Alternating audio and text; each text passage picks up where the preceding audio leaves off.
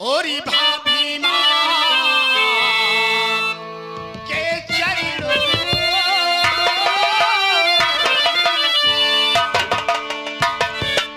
और भाभी माँ के चरणों में सर अपना झुका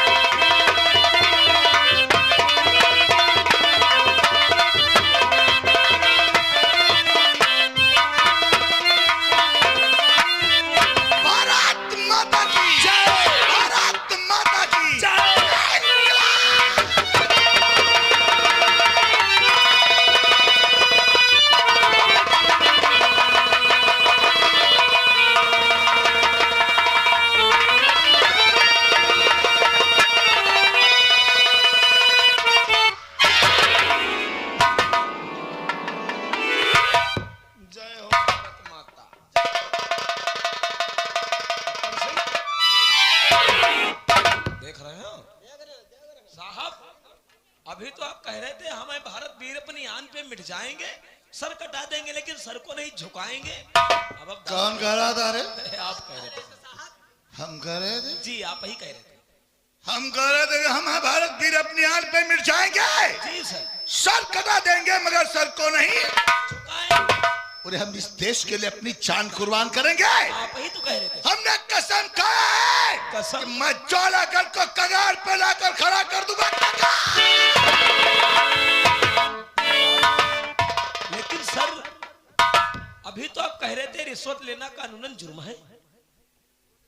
कौन कह रहा था? आप कह रहे थे सर। हम कह रहे थे? जी हम कह रहे थे रिश्वत लेना कानूनन जुर्म है। जुर्म है। जब हम रिश्वत दे सकते हैं तो लेना क्या जुर्म है? दे सकते हैं। तुझे मालूम होना चाहिए इस वर्दी को पाने के लिए हमने पूरे 2 लाख रुपए खर्चा किया है। आज ये 2 लाख रुपए मैं ब्याज के इन गरीबों की हड्डियों से वसूल करूंगा। अरे सर इन गरीबों के पास क्या रखा जो वसूल इन गरीबों के पास वो दौलत है जो अमीरों के पास नहीं है। कैसे सर? तुझे मालूम होना चाहिए इस शटर किशन का एक दूसरा भी नियम है। वो कौन सा? कि हम अमीरों से बोलते नहीं और गरीबों को। वही तो कह रहा हूँ सर गरीबों को। अरे अमीरों को पकड़ने में कोई मजा नहीं है। कोई मजा नहीं है। क्यों सर? अगर किसी अमीर को पकड़ कर ले जाओ जी तो जानते हो क्या होता है? क्या होता सर? किसी प्रधान का फोन आता है, हाँ हाँ वो तो किसी विधायक का फोन आता है, आता है सर। किसी मंत्री का फोन आता है। हर हाल में उसे छोड़ना पड़ता और किसी गरीब को पकड़ो जी सर। उसके घर वालों के सामने बीच का दिल दहल जाता है। दिल औरतों के पास जो गहना होता है या तो सोनार की दुकान पे जाकर बेच देते हैं या गिरवी रखकर हम जैसे पुलिस वालों के पॉकेट में पैसा। समझ रहे हो? पक्का से। मुझे मालूम होना चाहिए जी सर। गुंडे और बदमाशों को पालता कौन? अरे सर अपने आप पल जाता नहीं, नहीं। इन्हें पालने में किसी का हाथ होता है। किसका सर? जानना चाहता है जी गुंडे और बदमाशों को कौन पालता है? कौन पालता सर? गुंडा और बदमाशों को खाती और ये खाकी। खादी मतलब नेता और आप। नेता लोगों को गुंडों की आवश्यकता होती है जी सर। और इन वर्दी वालों को बदमाशों की। जब ये गुंडे बदमाश नहीं होंगे तो ये वर्दी वाले क्या करेंगे रे? हाँ, पुलिस कमाई चुदाएगी।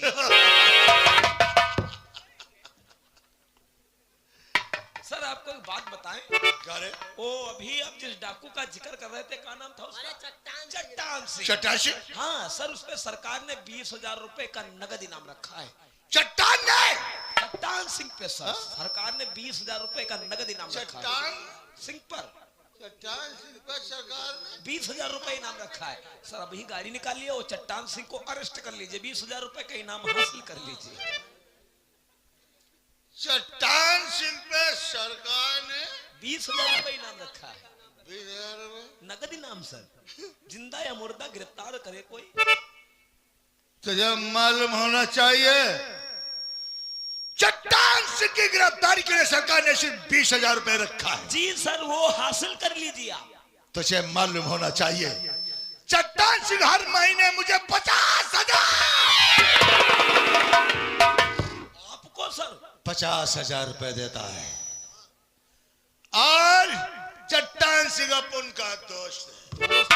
डाकू चट्टान सिंह। हमने चट्टान सिंह से कहा है कि जब तक इंस्पेक्टर किशन चौलागढ़ थाने में तैनात रहेगा, जी सर, एक एक गरीबों का जीना दुश्वार कर दो, तबाही मचाओ। ये गरीब जितना तबाह होंगे उतना ही इंस्पेक्टर किशन का फायदा होगा। आज चट्टान सिंह के पास चलेंगे। जी सर। उसे हाथ जोड़ के अरे हमारे पास न छो, हम आज बढ़ते हैं मंगर को। हम बतला रहे हैं रे, आज पूर्णमासी बढ़ते हैं हम। साले हम बतला रहे, तेरे पांचुरे बोल लात मारेंगे, मार चो जमीन पर घुस जाओ। हम कहीं 5 छो दौड़े रहा साहब। चट्टान शिक्षक चलकर कहेंगे चट्टान जी। जी सर। तब हमारे लिए 2-4 बेटी इंग्लिश की भेजते रहो। जी सर। और एक एक गरीब का जीना दुश्वार कर जी सर, चलेंगे अभी आप। आज चलो, गाड़ी निकालो। मेरा 60 को चट्टान सिंह के पास चलते हैं। जी सर। गाड़ी निकाले यार।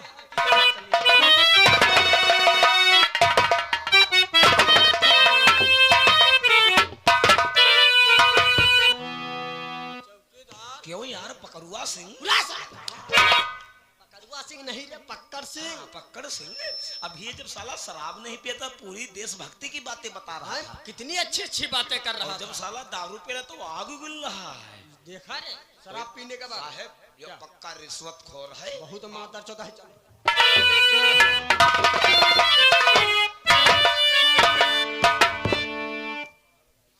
हाँ तो प्रिय दोस्तों, प्रथम नंबर मेरा परिचय। मैं श्री रियासत जोलागढ़ का रहने वाला, मेरा ही नाम है ठाकुर सुंदर सिंह, और एक हमारी धर्मपत्नी जिसका नाम है कमला देवी, और हमसे छोटा एक हमारा भाई जिसका नाम है धीरज। हम दोनों भाइयों के माता पिता बहुत ही धीरज के बचपन में छोड़ करके भगवान को प्यारे हुए थे। उस समय हमारे छोटे भाई धीरज का बहुत ही नादान बचपना था। अपने हाथों से उसका पालन पोषण व परवरिश किया। सयाना होने पर अपने छोटे भाई धीरज का एडमिशन इलाहाबाद विश्वविद्यालय यूनिवर्सिटी में कराया। जो इमसाल पढ़ लिख करके कल हमारे पास फोन किया था कि भैया मैं परीक्षा पास करके 1 महीने की छुट्टी में अपने वतन आ रहा हूँ, लेकिन समय काफी हो चुका है, अभी तक आया नहीं है। बैठ करके अपने छोटे भाई धीरज का इंतजार करती है।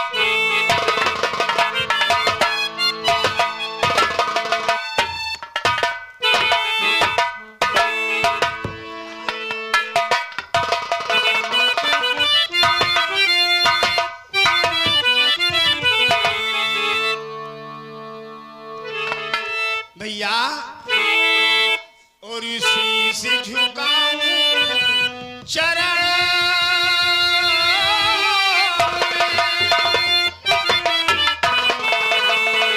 शीश झुकाऊं चरण,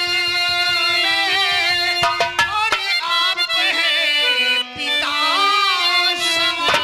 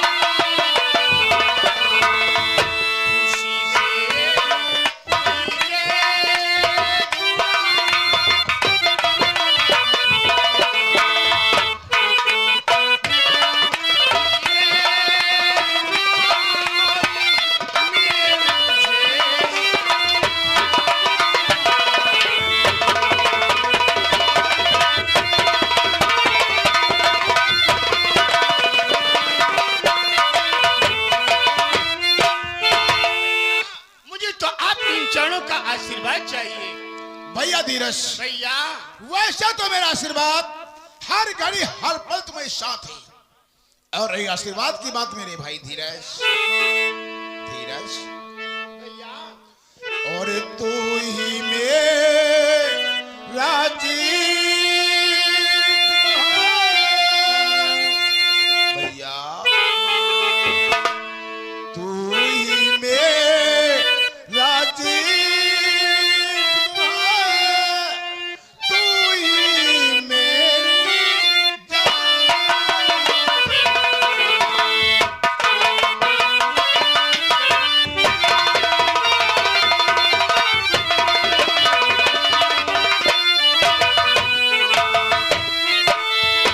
तू ही मेरा जीत,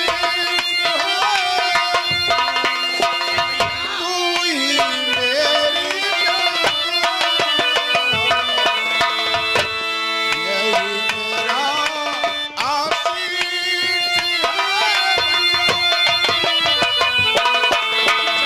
यही मेरा आशीष है, यही मेरा आशीष है भैया, मिले तुझे।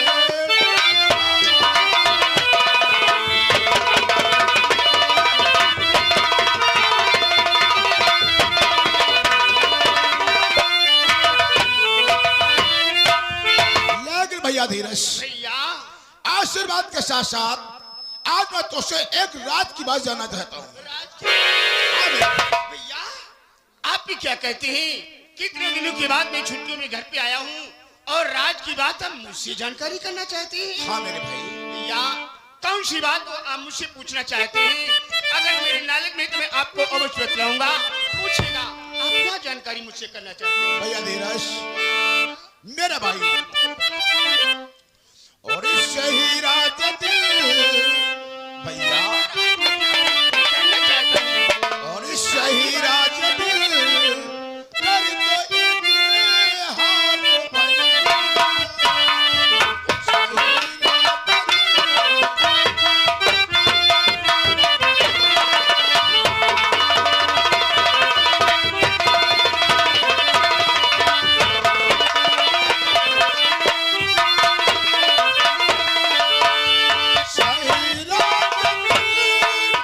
दो इत्तेहार भैया,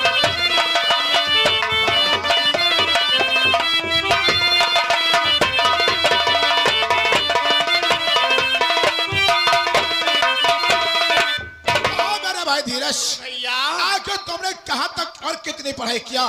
पढ़ाई छोड़ने के बाद तेरे दिल के अंदर क्या तमन्ना और क्या जॉय से हम बचाती भैया आपके कहने का तात्पर्य ये हुआ कि मेरी पढ़ाई के विषय में जानकारी करना चाहते हैं तथा मेरी दिली चॉइस और तमन्ना भी जानना चाहते हैं। हाँ भैया। बताऊंगा भैया।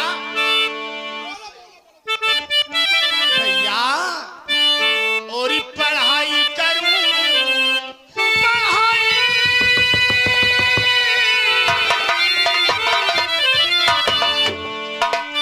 पढ़ाई करूं जितनी इच्छा है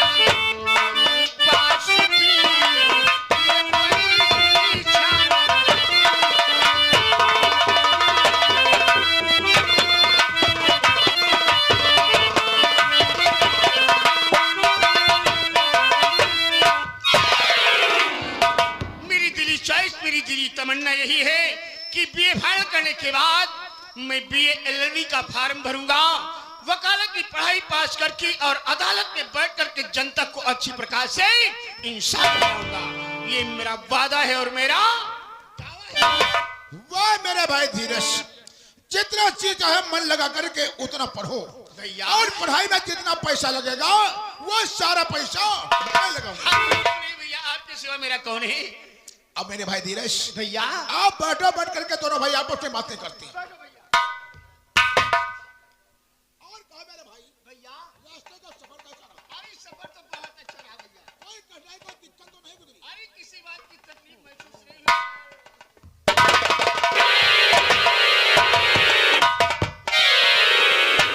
धीरज बैठ करके दोनों भाई आपस में बातें कर रहे थे। अचानक कुर्सी से उठकर स्टॉप कर खड़ा हो गया और मकान की तरफ देखने लगा। भैया क्या हुआ?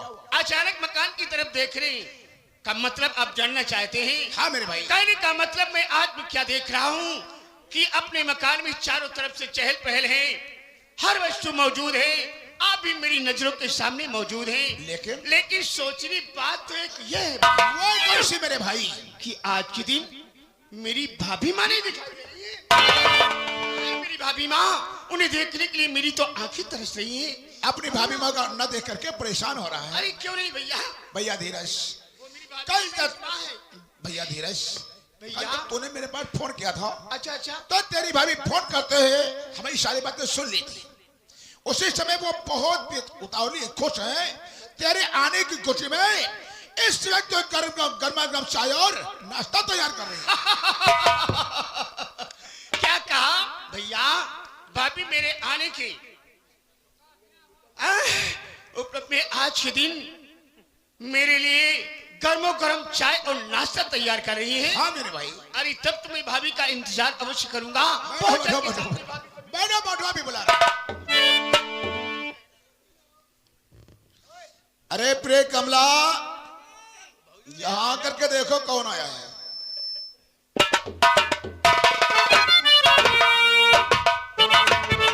ये कौन आया है? वही बेसब्री से जिसका तुम्हें इंतजार था, इंतजार? तुम्हारा वही लाडला देवर धीरज। क्या? हाँ छोटे भैया है? हाँ। छोटे भैया? ठीक हो ना? अरे मैं तो अच्छी हूँ, आप बोलो आपका खबर कैसा रहा?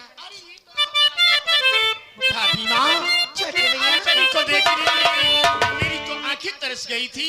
भाभी माँ, मुझे तो आपके इन चरणों का आशीर्वाद चाहिए। आशीर्वाद? और ये भाभी माँ के चरणों,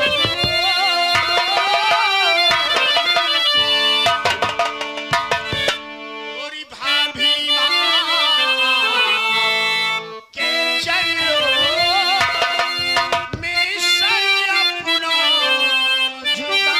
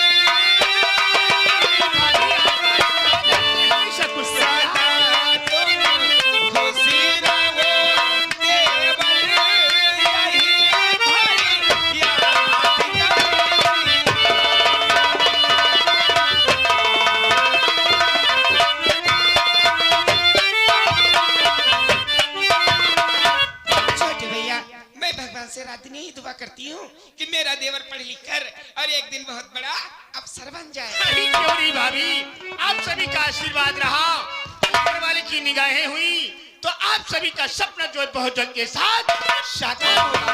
हाँ भाभी, सच कह क्या हुआ? कहीं आपका सर तो नहीं दर्द कर रहा है? हाँ?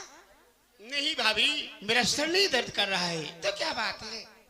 आज के दिन अचानक मेरे दिल में एक बात का ख्याल आ गया।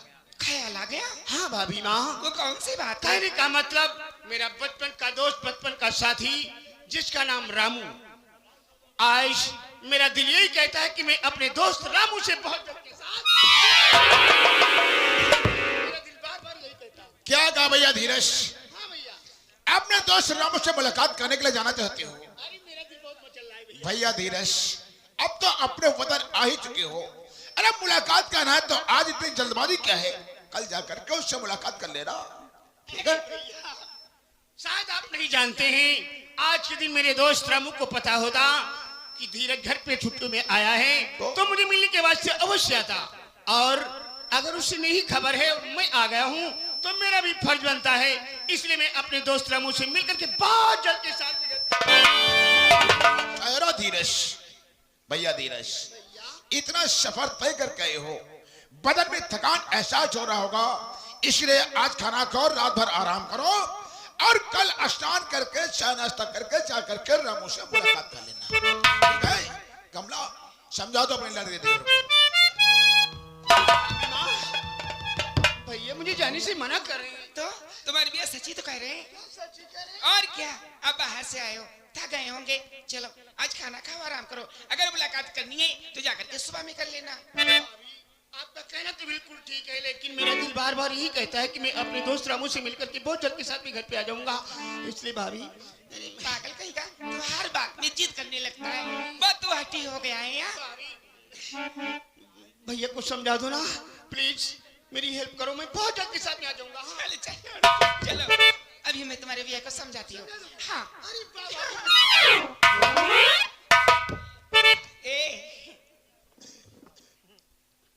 देखो, कहो, क्या कहना चाहती हो? जब जाने की जिद करता है तो जाने दो ना, क्या बात है, मुलाकात करके वापस चला आएगा। कमला, तुम्हारे लाड और प्यार ने तो उसे बिगाड़ रखा है, हर बात की जिद ठान लेता, वही इसकी भी जिद पूरी करती हो तो। अरे छोटा है, हठीला है, जिद करता है तो जाने दो ना। लेकिन कमला, हमने कह दिया कि धीरज आज रामू से मुलाकात करने के लिए नहीं जाएगा, नहीं जाएगा तो नहीं जाएगा।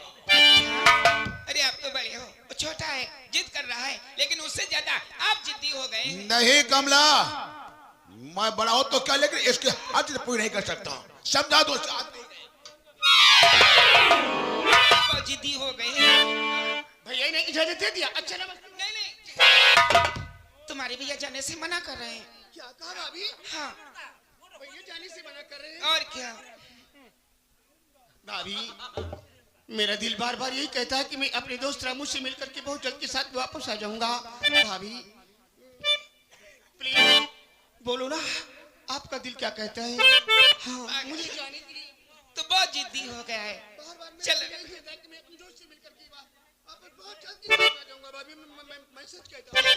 चलो ठीक है, अगर तुम्हारी भैया जाने से मना कर रहे हैं तो जाओ जाओ, मैं तुम्हें इजाजत देती हूँ।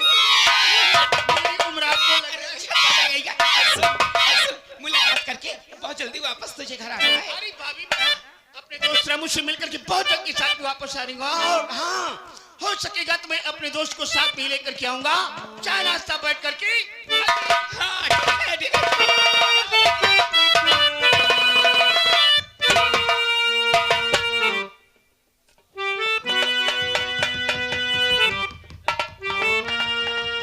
कमला, तूने कह ली अपने मन की मानी, मैं लाख मना करने पर तूने दे दिया उसे जाने के लिए इजाजत। अरे तो क्या हो गया है?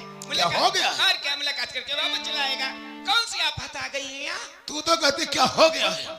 शायद रियासत ज्वाला करके रीत रिवाज और रैया से तुझे नहीं मालूम कि किस प्रकार की क्या हालत चल रही है। क्या चल रही है?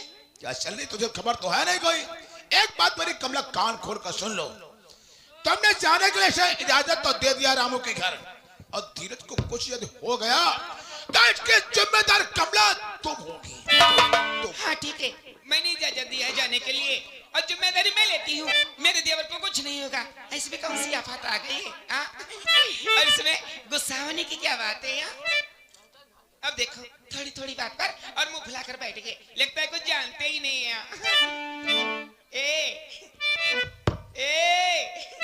चलो गुस्सा थूको तो प्यार की बातें कर। अब देखो इतनी गुस्सा अच्छी नहीं होती है। इतनी गुस्सा करोगे तो अब दुबले हो जाओगे। और क्या नहीं मानो। हाँ चलो नहीं मनी हम अबे काम मानी जाओ। ऐसी देखो नहीं मनी ओ जैसे भी तू